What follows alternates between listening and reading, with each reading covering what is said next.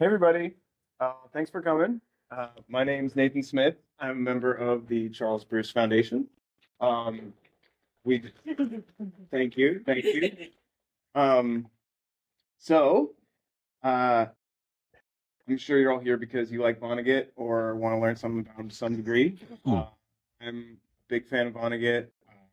Started kind of getting into him in high school, and his views of the world and perceptions of the world just really like struck a chord with me and influenced a lot how I think about things. And so I think about the lens in which he views things a lot. And so I thought, unbeknownst to Mark, that today we'd kind of talk about um, what's going on in today's world and kind of through a Vonnegutian lens. Vonnegutian, Yes. excuse me, Vonnegutian lens. Um, so yeah, we're really happy to have Mark here. I think this talk discussion will be pretty informal. Mark doesn't know what I have prepared really, but yeah. So I thought I'd kind of center it around Man Without a Country, and I'd like to have Mark talk a little bit more about that book.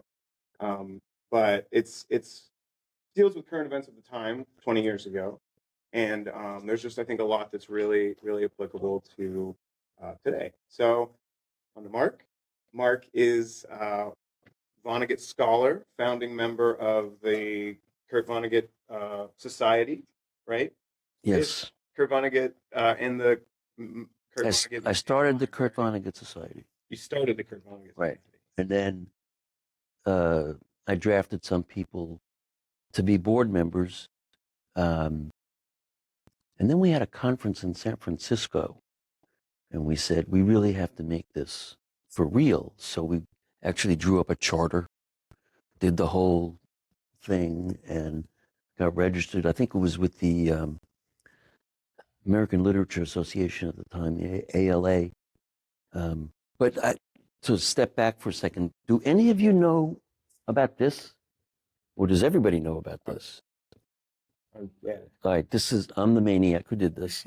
And so why am I here answering these questions, right? I feel like the old admiral who said, who am I? Why am I running for vice president? Yes, you should remember that well. I'm just dating myself anyway. Yes, I did my dissertation on Vonnegut. Shortly thereafter, I asked Kurt's permission to do such a thing, and he said yes right away and got me in touch with his attorney slash agent, Don Farber, who also has a memoir. It might be somewhere in this library, in fact, has a lot to do about Vonnegut because they were best friends since 1970 until Kurt passed in 2007. So I was working on this, and at the same time, I was making some early presentations in my career, and I met Peter Reed. And Peter Reed wrote the first book treatment about Kurt Vonnegut back in I think it was Writers for the 70s, and came out in maybe 71 or so. And it was a book devoted exclusively to Kurt Vonnegut, first time it happened. And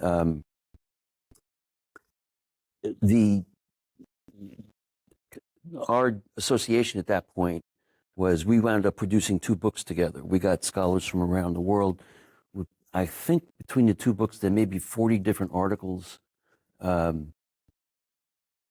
which aren't so much dated as they are really, they're good pieces of criticism that'll probably stay. And the people who worked on them were pretty ingenious themselves. And then later on, I was one of the founders of the Vonnegut Museum and Library in Indianapolis, which is, still a kick to be able to go out there and meet everybody who's, somewhat aware of who Kurt Vonnegut was and still is for many of us, and his presence, his literary presence. And then I came out with the second edition, which this was published in 2016. So this is basically twice the size of the first one that came out in 94. I kept updating it along the way as Kurt kept writing, and he and I both knew this would not be complete until he was gone. Just kept writing. He kept insisting he wouldn't, but he did. And I kept having to put things off. So, so this I completed it in 2013. By the time we got it out of the publisher, it was 2016. And of course, COVID hit. I was supposed to be in Carlisle in 2020, I guess it was. Yeah. Oh, 2019, right? And was supposed to be at the Army War College, was it? And here, I think. Right.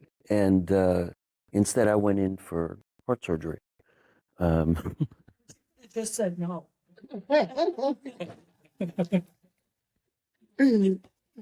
Never crossed my mind, you know? Never crossed my mind. I could have said that. So I knew Kurt for 20 years. We had a nice correspondence. We had a relationship that was, from my side, he was an uncle. He was completely avuncular. And I mean, he would call, we would not talk about books. We had only one conversation about that.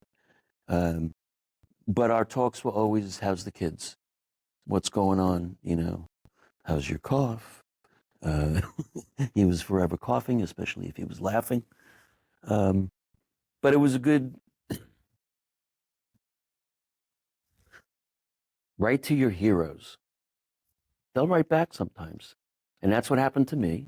And Kurt wrote back so quickly that I was floored. And the things he gave me permission to do incensed his attorney, which is probably why he became my attorney, so he could protect her, you know, from another side. But we had great relationships all the way around.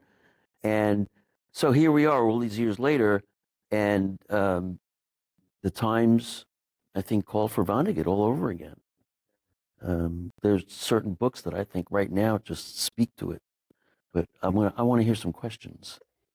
Well, I was hoping that first you could maybe, for people who may have not read it, talk about A Man Without a Country a little bit, and just give Sure. a brief. A Man Without a Country, for those who are not familiar with Vonnegut and don't want to see football on a Sunday afternoon, and that's the reason you're here at the Bosler.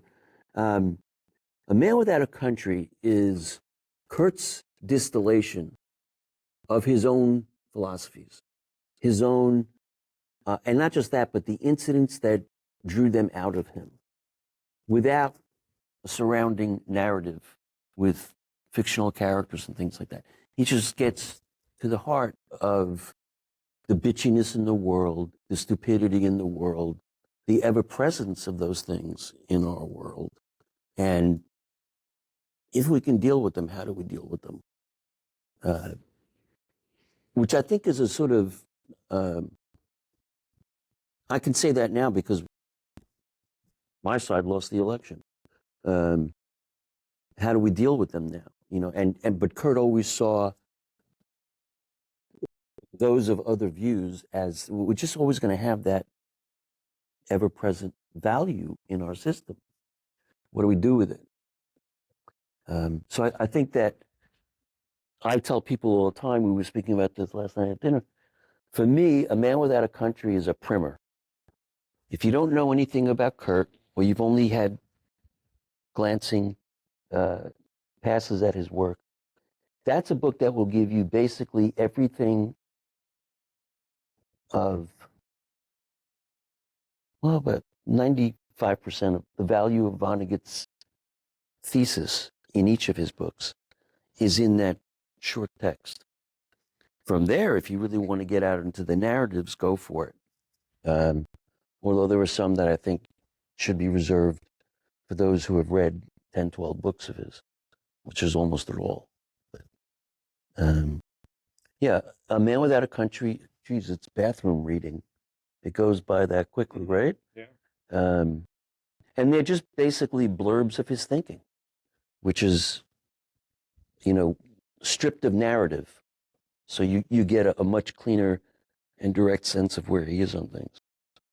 How many people have read Harrison Bergeron, that terrible short story? I call it terrible because everybody comes out of that story. That is, everybody who reads it. Every time I've had to teach it, notice I said had to because I had to be told to teach it. I hated teaching that story. There was so many problems for my students in approaching that story that I just think it's a broken story if you want to try and introduce Kurt Vonnegut, because there's no stability underneath it, in a sense. I don't know how else to describe it. I see class discussion about that story as just fractious. I don't see anybody sort of getting, you can give them a novel, you can give them almost any other short story, they'll get it. That one is too vexing, so I try to avoid it. Yeah, that was my first introduction to Vonnegut, and I thought, and then didn't revisit it for a few years. No, it's interesting. It's an early story of his, but I think it comes out of his darkest spaces. I don't think he's written.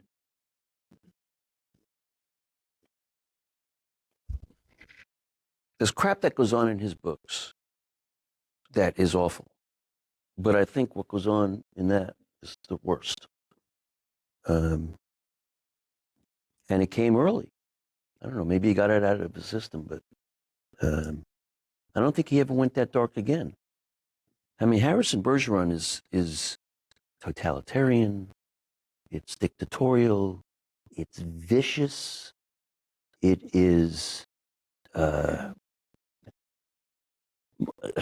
more than anyone can imagine as a totalitarian system. Having said that, it's so beyond anybody's ability to imagine that it's almost, I think, a character of a lot of things that make up Vonnegut. And unfortunately, it came out in this one story. I think what he does across everything else is more beautifully done. I just don't think Harrison Bergeron is a great story. If anybody's an English teacher, Any teachers here? Okay. Well, did you like the story? Thank you. The last thing I wanted to hear was your favorite Vonnegut. Well, so let's talk about Man Without a Country a little bit. Sure. This morning I was rereading a lot of the book, and he has one chapter that he calls "I've been called a Luddite." That rings particularly true with me because I identify as a Luddite. And I'll read a few excerpts here. It starts off as, "I have been called a Luddite. I welcome it. Do you know what a Luddite is? A person who hates newfangled contraptions. Ned Ludd was a textile worker in England at around the start of the 19th century who busted up a lot of new contraptions. Mechanical looms that were going to put him out of work. They were going to make it impossible for him, with his particular skills, to feed, clothe, and shelter his family. In 1813, British government executed by hanging 17 men for machine breaking, as it was called, a capital crime.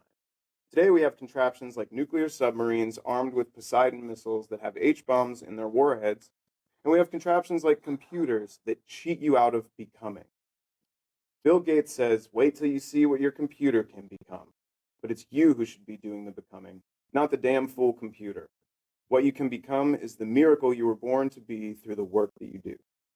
And then he goes on to talk about kind of like the joy of the simplicity of typing up his drafts on a typewriter, marking them up by hand, getting a stamp, going to the newsstand, talking to people, going to the post office with the post clerk who's secretly in love with, and just all of the kind of like human interaction that surrounds that. And he ends this chapter with, "Electronic communities build nothing.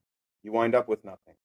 We are dancing animals, how beautiful it is to get up and go out and do something. We are we are here on earth to fart around. Don't let anybody tell you any different. And so I was thinking about that. This is something I think about all the time. Is how technology can shape our the way that we interact with society, that we interface with society. Um, and another thing that Vonnegut writes about in this book and in others, like Slapstick, is extended families and the idea about communities. He kind of, in the preceding chapter to this one, he kind of mourns the loss of extended families and these like communities that were once, much more like kind of like a glue of society. And so I guess that leads me kind of to my prompt. Um, I guess I'm just wondering about maybe how you view uh, technology, the way it shapes our interfacing with other people in the world, if that has contributed to kind of our lack of these extended families and these communities that we used to have, and just thoughts about that. To go back to what Kurt said, especially the passage, which is so beautiful, about going out and getting a stamp and an envelope and mailing it. And he does it because he's in love with this woman behind the counter. And he never says anything to her. It's his presence, his being there, that makes that moment. He can't do that if he just sent an email, text. He doesn't see anybody. He doesn't walk from his house, light up a cigarette, walk his dog, and go down to that corner and buy an envelope. He misses 30 people that day if he has electronics doing that. So there is a loss of presence in technology. And I'll even defend Ned Ludd on this one.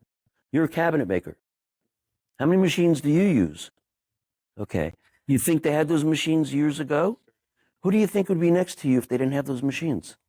A lot more people, a lot more society, a lot more extended family, people who have common interests, rather than being isolated from the things you do. So whether we're speaking about a moment with Ned Ludd, or we're speaking about supercomputers and NASA and everything else there is, and any, I'm going to, not participation with, but any living extension of technology into culture seems to necessarily insulate us from human activity in some level. Like going down to the corner, if I said to you between here and there, you're going to pass 30 people, 10 of them you may make eye contact with. 2 of them may smile. You got 2 smiles that day. You're not thinking of the 30 people that you passed. You got 2 smiles. You get that many in New York? Yes. Thank you very much. Where's my Yankee hat? Right. Don't pull out my Brooklyn, okay? Don't go there. Yeah, people, I live 1 block on one side from the physical Brooklyn Bridge. The other corner is my Walgreens. So I can go in either direction, pass 30 to 50 people. 10 of them are homeless. Bunch of kids with their parents. There's a playground on one end, right across from the Walgreens. I get into the Walgreens, there's people in there, although I must say, the worst part of that trip is the Walgreens. Everything's locked away. Technology, right? Something as simple as a lock, which was invented how many years ago? Now it's keeping us, I guess we're creating relationships with the people who work there. Because on aisle 6, I need something for my wife, on aisle 10, and everything's behind a cabinet, so I've got a ring for it. And so, so even locks, that simple kind of technology, separated people from things. So as I say, any extension of technology put into the popular culture is going to separate everybody. This just, but I think I'm going to extend it in a ridiculous manner. It's like racism, capitalism, misogyny, all of these things will always have somebody who want to work it out to the nth degree. So the question isn't really how we eradicate it. You can't. It's like New York saying it's going to get rid of its rats. Okay? Ain't going to happen. Right? So I think in this way, the absolute position is that these people are always going to exist. Those extremists of every stripe. I'm not only including certain ones. I'd love to, but I'm not going. But I think anybody on the nth degree is the problem.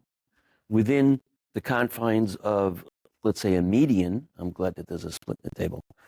Within the confines of a median that, I mean, look at me, left and right can actually talk about, it doesn't happen. But as more technology gets involved, when's the last time you physically wrote a letter? I don't care if it was of complaint, of love, of anger, of congratulations. When's the last time you wrote a letter? When's the last time you sent physically a card to somebody? How many people send jib-jab cards? You know those things? Electronic cards. How many of you have done that? So you're still writing out real birthday cards? Good for you. I just bought some the other day for my grandkids. I think it's just something that all of those isms, and even the good ones, they're always going to be with us. It's a question of where we're going to take it on the extremes, if you really want to get back to Harrison Bergeron, right? And how ugly it could get. But knowing that, we have to realize we're not looking to eradicate it. We're looking to rein it in so that we don't do what we just did, let's say, and screw ourselves all over again. And so, do you think that, like in that vein, that Vonnegut kind of fundamentally took a pessimistic view on things or an optimist? And I know this is always Comes like up all the time. like it's a big topic of conversation, I guess. But there's so much, and especially in this book, is like I'm reading it and I'm thinking, it was towards the end of his life. He's seeing the Iraq War. He's seeing, climate change. Bush. Bush. The as he put it, the three most powerful people on the planet are named Bush, Dick, and Colin. For those of you too young to know about that, I'm sorry. Or maybe not. You'll have to read the book. Maybe better off. But yeah, so I'm going through a lot of these chapters and just seeing such a really grim outlook on everything. But then also things about the like hopeful notes that seem kind of like the afterthought or the footnote. So I wonder what you think. I don't know if it was Jerome Klinkowitz, or Jerry Summers who said Kurt is the best at putting sugar coatings on the bitterest pills. And I think Kurt understood the ever-presence of those evils. As I said, you can fill in the blank on the evil of your own choice. But once you get out to being evil of any stripe, you're too far gone. Doesn't matter left or right. His understanding of evil came at the price of things like the Depression, his family's loss of fortune and stature, his participation in the war, his being captured at the Battle of the Bulge. is witnessing the aftermath of the firebombing of Dresden and participating in what can only, we're thankful perhaps that we have never seen that on a CNN, because they probably would have shown the stacks and cords of bodies that they built up at intersections and then burned, because they had no way to bury anybody. There wasn't even ground, it was ash. The bricks melted. Imagine that. Come up from underground, bricks and glass have melted. Think of the temperatures that got to this point. Even when he got out of the, 24 hours later, when he comes out of the slaughterhouse. And this is part of his experience. He understands evil is always going to be there. He can look back at his own family's atheistic history. And what do they know best? These are Bible quoters. They know the Bible. They use it to show how ridiculous it is to whatever time they're in. They know that the ever-presence of, let's say, anti-biblical teachings, or I should say, anti-biblical humanity, is ever present and will be forever. It's infinitude. There's one book, though, where it all depends on what you consider hope, Nate. Okay? If your hope is, as the Jewish philosophy goes, tikkun olam, to repair the world, how extreme is it to say this world can get along just goddamn fine if we didn't fuck it up? That book is Galapagos. Man evolves over 1 million years and becomes basically something akin to a sea lion. Not the mightiest creature, in fact, prey for many. And pretty violent prey, if you think about it. Orcas, whales, sharks. Sea lions are above most, even walruses, but sea lions are above most of the other smaller stuff. But now they're really in the food cycle. They're no longer like thinking of how do we industrially process cows so we can all eat. They're just trying to stay ahead of the whale. Now, is that hope that we have evolved so well that our big brains become less complicated, as he says, and now we're just down to the basic survival of all species on Earth? The Earth is green, the waters are blue, man has not polluted them for 1 million years. I can tell you what 2 years of COVID at home did from the terrace of my 6th-floor apartment in Lower Manhattan, looking a couple of miles away at the Verrazano Bridge. I saw the cable twists on the Verrazano Bridge. I photographed them. I can't do that. I couldn't do that in 2 months after the COVID lockdown. So imagine what 1 million years of tikkun olam, repairing the world, would look like for the rest of the species, or whatever it is we become. Is that hope? We're no longer sentient beings in that manner. We don't have opposable thumbs. We're not making rockets. I don't know what you consider hope. Not you personally, but editorially, that becomes a question. Is the world better off without us? If you wind up getting that notion, you are dangerous. Now, you may hold that philosophy as truth and say, the world would really be better if man wasn't here. Those giraffes would have a great old time. Cougars, let them run. Let them eat when they need to. They'll sleep when they need to. They're not going to bother us. We don't need to worry about encroaching on habitat. They're going to do just fine if we got out of the way. There is a logic to that. But if anybody ever adopted that, we'd have to lock them up.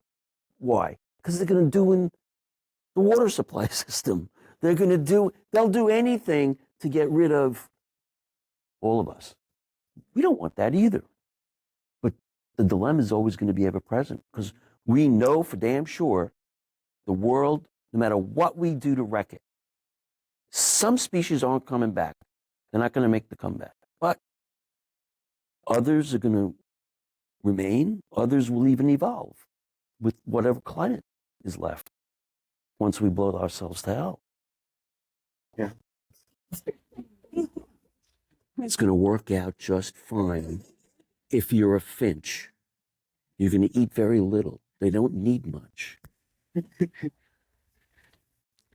Well, I think that calls for some more like uplifting words. I said it depends on how you consider, you know? You also what? The finch are going to be fine. Think about it. How many finch have you seen today? No, none. We should see many, and we don't. So the world's going to be fine. We suck at it, but that's a different question. Yeah, so he does talk about art a lot and how the arts are very important. Which that's always a source of maybe not hope but or optimism, but like comfort to me personally. Now you brought up a second book of hope, which really got dashed this week. Because Bluebeard, which I believe is his most elegant, most beautifully composed, crafted, phrased narrative. Have you read it? You have this. Oh, listen, he's crude often, and I love it. And he's stodgy in Player Piano and even some of the short stories. But Bluebeard, if you haven't read it, grab it. It is a great narrative, beautifully told, and the message at the end of it comes in the title of a 60-foot painted triptych, 3-part painting. What's the scene? It's actually what Kurt saw when he was released from the prison camp at Dresden. As the Russians moved in from one side, the Americans moved in from another. The Germans left their posts. He and 5 or 6 other guys wandered around Dresden and the nearby farming communities, wound up commandeering a wagon. There's famous pictures of him sitting in the back of the wagon. I think it's in Palm Sunday in the back of it, in fact. And there's our 22-year-old worn-out veteran. His life, he was just freed. He can do anything he wants. And he can't even feed himself. He's starving to death. So he goes back into Dresden, waiting to get picked up. The Russians pick him up. The Russians and the Americans have a prisoner swap. He gets pitched out into this humongous farming meadow. He and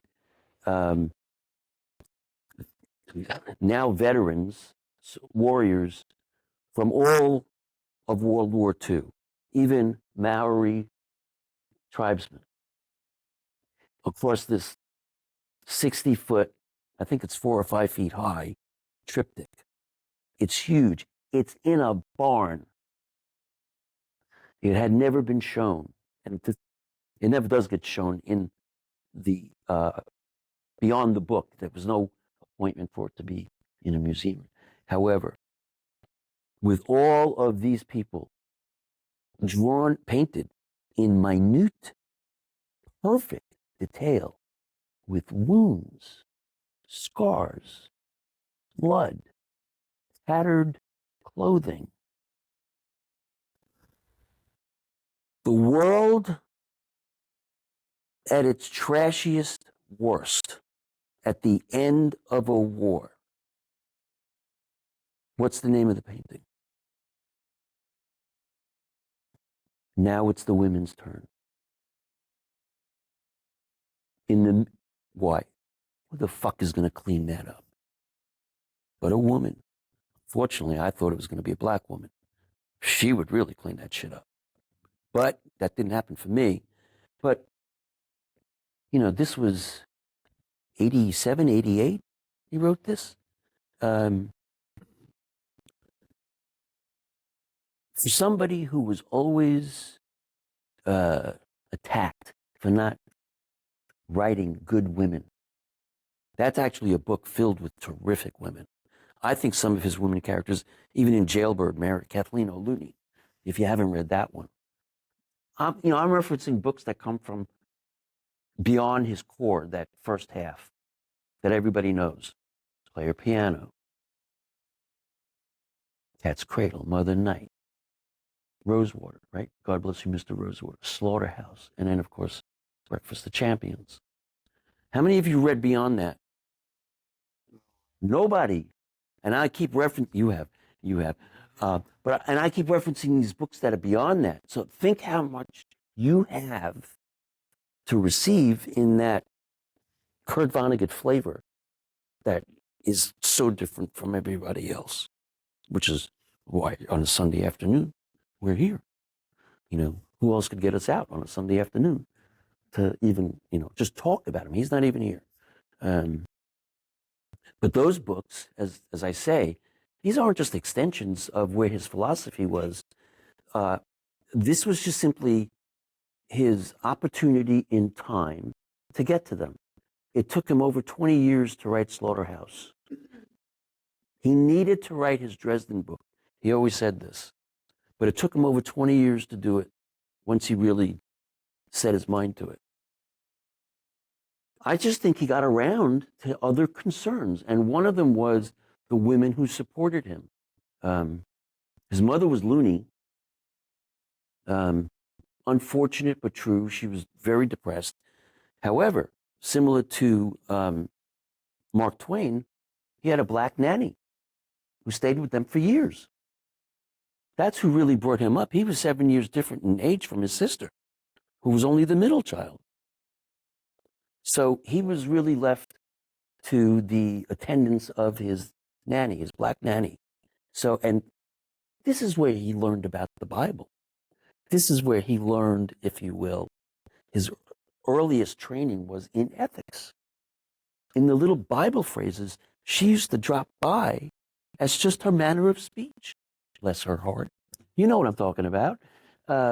So it was, I think Bluebeard finally gave him the chance to say, Gino, just give this up already. He had already, and to the women that is, he had already had Mary Kathleen O'Looney in Jailbird essentially be the most powerful person in the world, but nobody knew it because she paraded around as a garbage woman in the subways of Manhattan.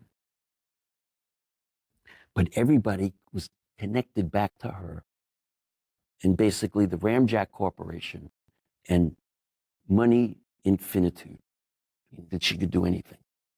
But she chose to live this way, in part to see who were the sacred legion of saints among us who would do good things without being asked, without being told. Who around us can be observed without being tainted by the observer. So she hid basically as a garbage woman. Who looks at a garbage woman? Nobody.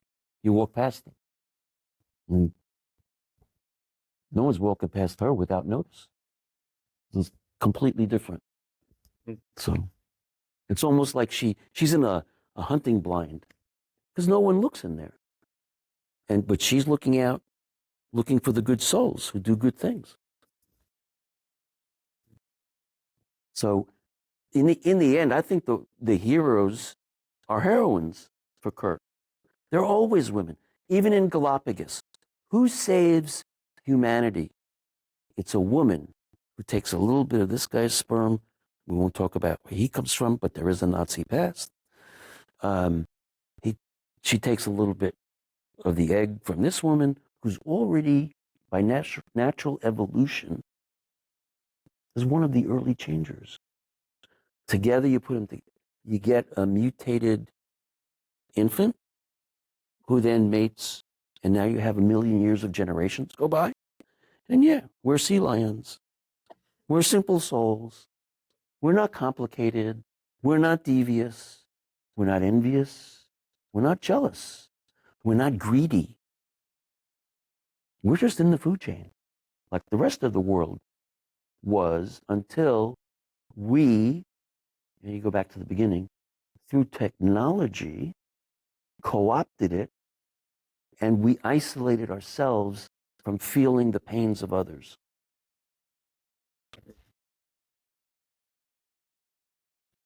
Well, Sorry about that. I no, this is great. You're making my job easier. Well, this when I read Kurt, I love that we have this one table here. It's a stupid question to ask, so I will simply reveal. I know that there's one Jew in this room.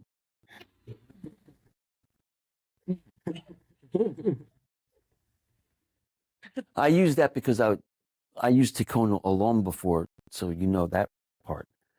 But I use that because it's the manner in which the way I read Kurt, and because I'm jumping across books, too many that you haven't read yet, but I hope that will spice you up for it. I read Kurt like a Torah.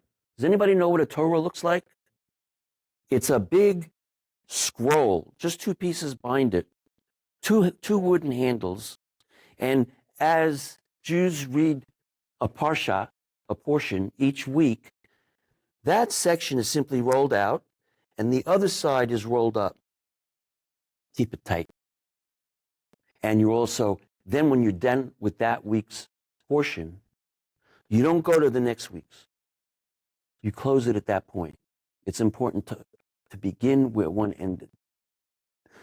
But you do roll up the scroll from the other side. So eventually, as we get down at the end of the year, we come down to Rosh Hashanah Yom Kippur, the Jewish New Year and the Jewish Day of Reflection, if you will. Not redemption. Reflection. There's a difference.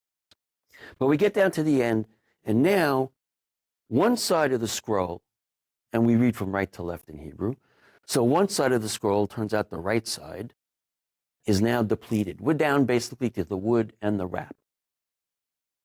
And the other side has the whole Torah scroll. But this is one book. All those tales, all those separations, Deuteronomy, Leviticus, Genesis, everything that has a beginning, whatever, every chapter has a name. But they're all books. For Jews, this is one book. And what we do is at the end of the year, we take the whole Torah scroll down to the other end, physically, to show that we're beginning again. We lay it down, and the first thing we do, Simchas Torah. Simchas Torah is the thankfulness for the giving of the books. I am thankful for the Kurt books. They brought me here to be with you. This one book. But this contains, in my mind, almost everything I need to understand Kurt. But as one book as a Jew, what we do is, in Simchas Torah, we roll out the whole scroll, we roll it all back up so it's correct. The left side has nothing. Now we begin again. And on the same day that we read the last chapter over here, we bring it back, lay it down, roll it up, start with Genesis. We begin again. And it's important that we do it on the same day because we say, well, or we think of it in the same way that Santayana did, right? History will repeat itself. And even though we've read this now a gazillion times, hopefully we get something out of it each time. If not for the text's sake, then at least to keep it alive, to apply to our lives outside. This is a Jewish sentiment. Not all religions think that way. So when I think of Kurt, yeah, Bluebeard's about here. So I'm at this section of Bluebeard. I have an impossible time separating that from Leviticus over here, let's say Rosewater. To me, they're all one. And so when I say that I see the women emerge as his heroines in the end, I think he's building to that almost all the way. And as I think about the weakness of his women in the beginning and how the strength of femininity, especially, just however you think of femininity, without a stereotypical gay femininity, just a straight up, whatever you think of as a concept of true femininity, I see it building throughout the book. Well, the books.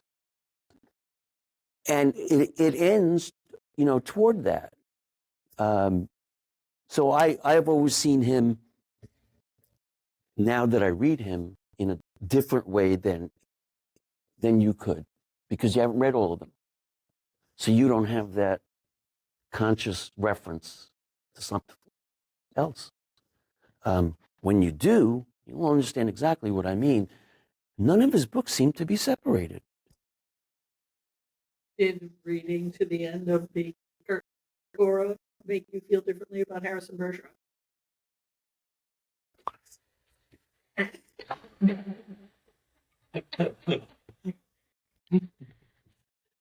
I have always hated that story. I had different reasons at different times for hating that story. I have found different reasons for which it should be hated. But I can't say that it's made me feel more affectionately for the story. It's a brutal story. And I think, unfortunately, it gets brutalized in the teaching and its reception. Especially, all right, now you'll understand. I'm the guy who refused to teach Romeo and Juliet to 13-year-olds.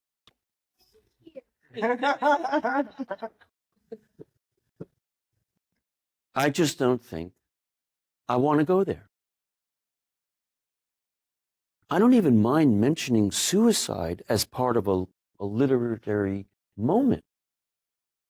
But I don't see that as the goal, the end product of love, however miscalculated. And for me, as an adult, more times than not, standing before a class of 13, 14-year-olds and showing them a story of 13, 14-year-olds who wind up botching their own suicides, wind up committing murder in the process, I just don't want to teach that story. I don't know how to prepare for that story. I taught it once. And then I risked my job. And I just said no. So, yeah, I think there are some things, though others think that that's the right audience for it, I don't think that's the right audience for it. I don't think a 15-year-old kid is the right audience for Harrison Bergeron. I'm not even sure a 50-year-old guy is ready for that brutality of that. In fact, I know they're not. You know how I know they're not? We just had election day. What was on the ballot? According to a lot of people, probably a lot of people in this room. Personal rights, the Constitution, principles, not people. So, which was a very different thing than any election I've ever lived through, and I'm 70. So, I find comfort in Kurt, even when I know that he's saying evil is forever. He also says good is forever. But, good, like hope, it's not always the shape we think it's going to take. Well, the after the talk about the Kurt Vonnegut tome or the Kurt Vonnegut Torah, now would be a good time to mention that you can buy Marc Leeds' Kurt Vonnegut Encyclopedia across the street at Whistle Stop. I think it's been a great resource, and I've flipped through it while I'm reading some things just to get some depth and color to some of the things I'm reading. So I'm glad. it's been great. And I do not claim that this is perfect. A man made it. Need I say more? So if you find something that you can point out as an error, keep it to yourself. Well, I think now's probably a good time to open up questions, and then maybe we can have some birthday cake afterwards. Because tomorrow is Kurt Vonnegut's 102nd birthday, as we who didn't know. And I'm Jewish. I can't go to a reception without food.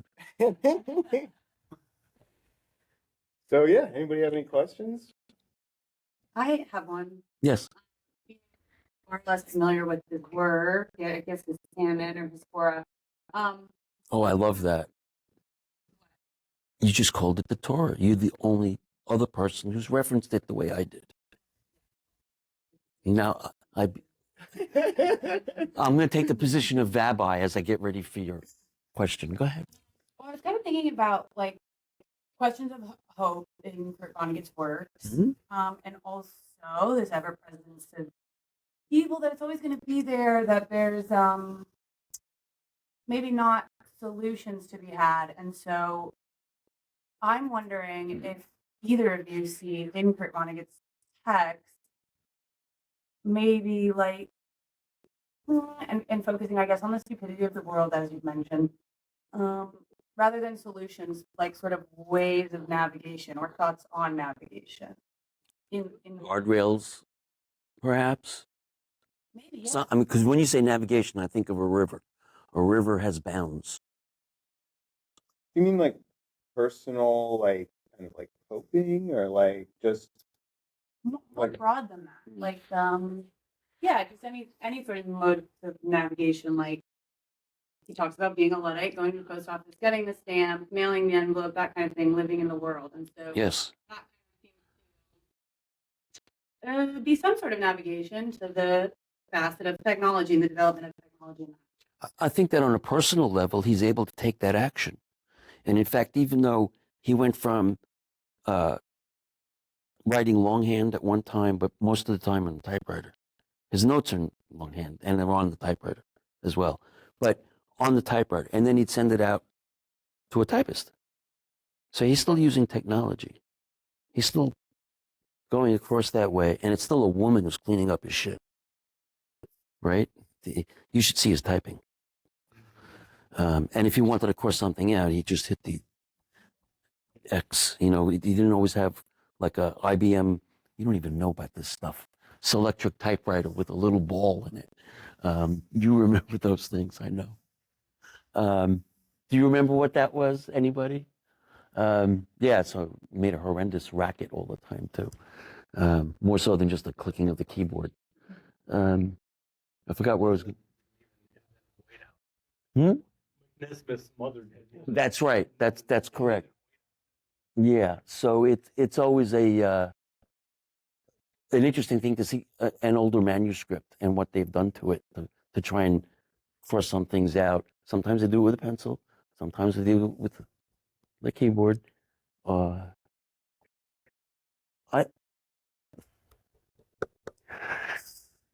I think he understood, and as he was working through his own work, he was also working through therapy in that manner. I think he always understood that he once thought when he was a kid, especially when looking at his older brother, who was this MIT trained physicist, professor at Cornell eventually, right? Develops the method for seeding clouds so you can make it rain. No, there are no Jewish space lasers. Okay. I haven't got that clearance to talk about it. And in terms of controlling the weather, we simply know how to make it occur. We can't control where it goes, what it does. We can do funky things to the weight of it, but we don't. I think he has seen this, going back to your Luddite example, I think he has always seen that struggle between human creativity. It seems to be ongoing no matter what's going on, right? Even in the Holocaust, we had compositions, symphonies written in the camps. that there's always this human creativity, and there's, let's say, there's a devious side to everybody's character or to the attributes of one's character. And that's also forever. And I think that when he recognizes this, he simply says, how do we mediate? How do we get to that middle? Even Player Piano, the first novel, though it's put down by the government, the technocracy, there's a point where they're all in the room. Nobody gets killed in that room. They talk to each other. That's where the book ends. But in that talking, that's an interesting statement. We just don't kill off the other. We're keeping them around. Why? Because, I mean, keeping them around is a problem. First off, you got to store them. With humans, you got to feed them and shovel out their shit. And all of these things become industrial. That's a horrible way to do it. You'd think that they would kill him, but no. At the end of the book, they try to get him to confess to crimes he actually has not committed. But he doesn't kill him. And I think in that, Kurt implicitly says to us, even the worst among us, when we're face to face with the problem, and I mean literally face to face, talk about candidates going around, why are they 12 times this morning somewhere in Pennsylvania, kind of thing. Why do people go there? Because if you see me, we have a different relationship than if you see me even on television or on your screen there or on your phone. So that getting to the presence again, right?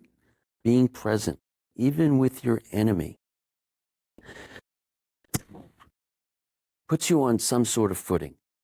Not a good one if the loser in the conflict, but you're not dead either.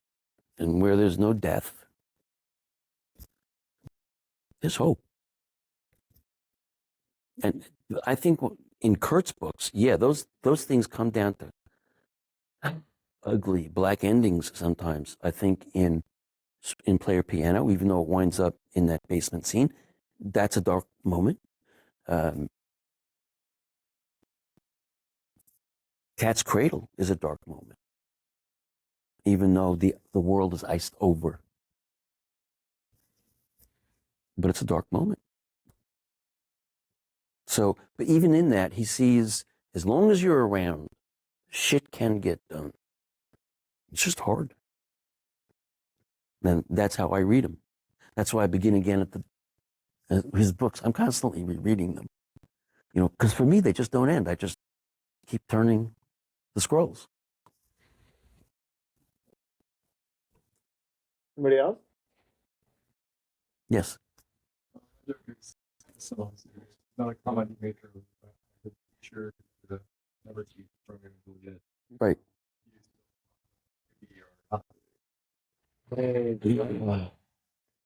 I have no problem with the reference. I have no problem with the soliloquy. It's also a different story. Comes from, a more mature 19-year-old, 21 maybe, who's screwed up and has mother issues. I can accept that. I just don't want to talk about a 13-year-old like that. Were you talking about the short story, To Be or Not? Oh, I'm sorry. I was going right to Shakespeare. How do you feel about that one? You hate that one too? No. There's not a single story of his I hate. There really isn't. But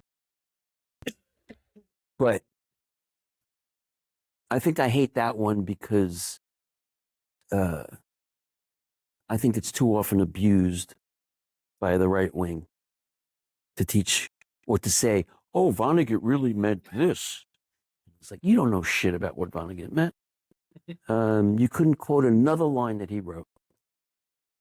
And so I just find that in institutional settings, if there's a heavy hand of institutionalization, like with having to formally refuse to teach Romeo and Juliet, Um, okay. So I wonder how you feel about to be or not to be being taught, because I think now that I'm thinking about it, that may have been the Vonnegut hook for me, because I read that probably Why? Where's your conflict? junior year. So where's your conflict in it? What do you mean? Do you have a problem with the story? No. Oh, so why would you think I do? No. I don't have a problem with the story. Do you think it's it's a good like introductory thing to Vonnegut? Because we're not all reading full stories. I think that because it's a short story and you haven't invested 3 days of your time in getting to the point of that short story, I think it's a valid short story and it works because you can work with it without having to belabor its point. I think that if you, how many of you like to watch Saturday Night Live? Do you ever see when a skit should end? Oh, I didn't get to see it last night, but so you get the point, right? Sometimes the short story is perfect by itself, sometimes even because it's a short story. But if you try to stretch it out, how many of you have seen movies made out of books that just don't work, right? Because they change it, they do all sorts of things because they have to fill up 2 hours of screen time. It's like, no, no, no, no, no. Sometimes things work as, let's say, a 30-minute story, and maybe it takes 30 minutes to read it. That's the story, and I think it's, even if you find it objectionable, you lost a half hour of your life.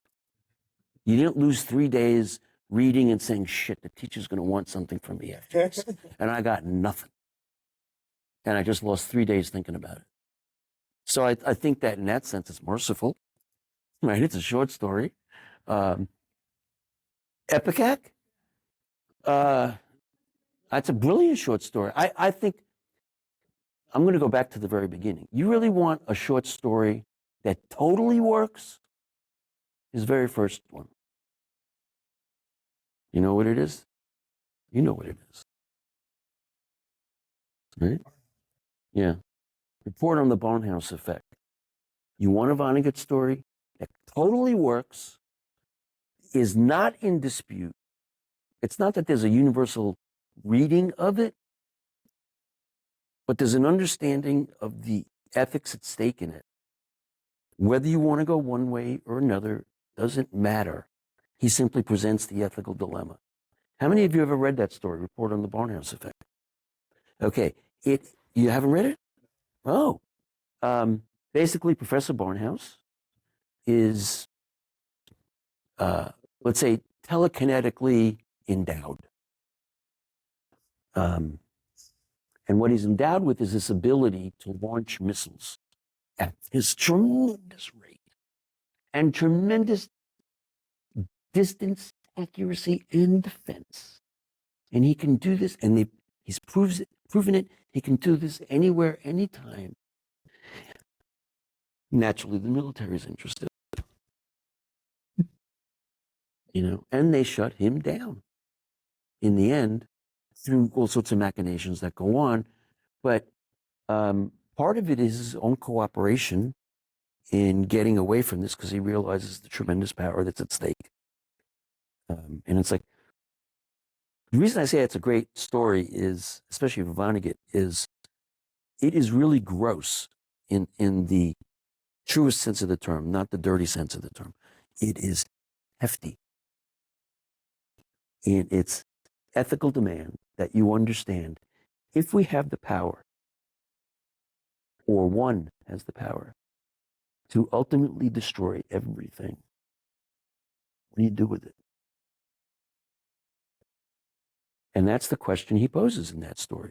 And if you want a Vonnegut story that gets to the heart of what he is all about, from Genesis to the end of the scroll, and again, read that story. It's the first one he got to, and by the way, he had many rejected stories before then. So this is the first one that made it. And it's a great story. And you know something? That is the one I would use, not Bergeron. Because if you just wanted to confuse kids and have them write competing essays against each other, or understanding through text how to use text to express an idea, those are two different things. Okay, I prefer the latter, using literature as a way to understand and then to express. It's the difference between a dog show and a dog fight. You know, if you're willing to just clash, yeah, that's Bergeron, you know, and you're going to have hell of chaos after that. But if you want to say to the class, can you make sense of what Kurt Vonnegut, the author, the ethicist, the humanist, is thinking about based upon report on the Barnhouse effect? That's an easier one. One that's more manageable, one that's more usable.